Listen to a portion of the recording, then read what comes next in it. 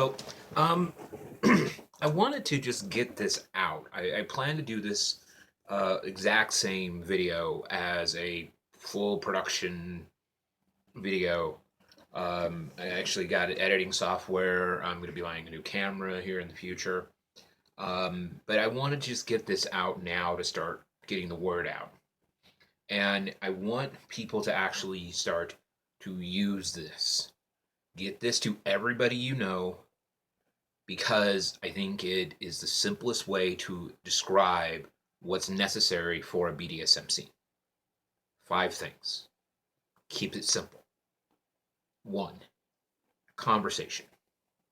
2. Negotiation. 3. Consent. 4. Safe words. 5. Aftercare. That's it. Those 5 things. That's all you need. Doesn't matter what what about this? What about no? 5 simple things. Conversation. Talk to the person you want to play with. Now, you've been playing with somebody for a while. This is something that can kind of just go off to the side. Same thing with the second thing. Because you've already done all of this. You've already had the conversations. But if it's somebody that, let's say you're at a party and you're interested in playing with somebody, go up and say hi. Hey, I really like the way you do this. Hey, I really enjoyed when you were playing last time. I really would like to play with you. Whatever it is, whether you're a top or you're a bottom, if you want to play with somebody, go talk to them. Okay? Could be just you're in the social area and they happen to be talking and you get involved in the conversation and that leads you into saying something about, hey, it'd be great to play with you. Once you come to the realization that person A wants to play with person B, that's when you move in to negotiation. With negotiation, you have to then sit and go, okay, this is what I would like, this is what I want, and then you take those and mesh them. Here's what I will do, here's what I won't do. Mesh them. And you work through that process. Sometimes negotiation doesn't work. Sometimes it falls apart at negotiation. Okay? If you cannot come to a thing of here's, can I touch this? Can I put my fingers in there? Can I do this? Okay. I'd like you to do this. I'd like you to do that. Okay. And then everybody comes to an agreement on like the vast majority of it. That's when you move on to consent. Once you've reached negotiate after pretty much the negotiations, like, okay, so you ready to do this? Great. So everything we've talked about before, all of the stuff we've negotiated, you're good with? Great. Go. Safe words. I have made this absolutely clear. Now, safe words are going to be part of negotiation, but you need your safe words during a scene. There are times in certain scenes where safe words aren't necessary or not appropriate, I should put it that way. But they are the minority, the vast, vast, vast majority of any kind of play you're going to be doing, whether it's bondage, impact, whatever, is going to have a need for safe words. If you cannot get the safe words down, then there's no need to play. If a person goes, well, I don't use safe words, then go, thank you very much, I'll find somebody else to play with. Because if it's somebody you've been playing with for months or years, that's fine.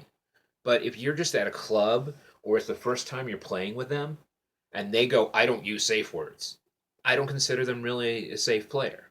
And I'll have people disagree with me on that.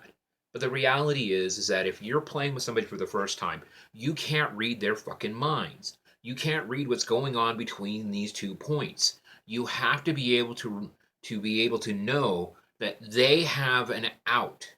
Because things like the normal stuff that we use to try to tell people stop, no, and don't aren't necessarily applicable in a scene. Sometimes a scene is very clearly designed that words like stop, no, and don't are not safe words. So you need to have a safe word or a safe trigger. Okay? Grabbing something and having the bottom hold it until they can't handle it and let go. Sometimes this is as good of a safe word as an actual safe word. And make sure that it's communicated to both the top and to the bottom that they both understand exactly what the safe words are. Do not go, oh, I have a safe word, and then just go play. Make sure the person you're playing with knows those safe words. 5. Aftercare. Frustrates me to no end that there are doms out there who don't do aftercare.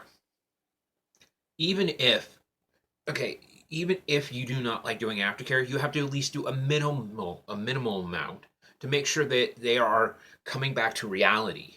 And then have a second person, either their actual top or somebody else, or maybe one of your other subs, do the rest of the aftercare. But have that worked out. This should be something that's set up in the negotiation and we executed immediately after the scene is over, minus the cleaning of equipment and so on. But aftercare is vital. Okay, I just did, like I said, if you watched some of my recent videos, I just went to a party this last weekend where I played with my girl almost. Sorry, I played with my girl almost all night. I did 3 different scenes with her, and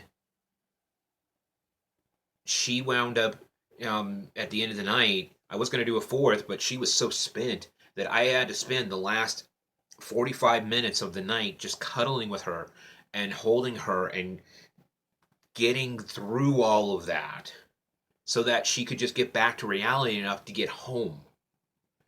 Aftercare is vital. So, again, 5 simple things: conversation, negotiation. Conversation, negotiation, consent, safe words, aftercare.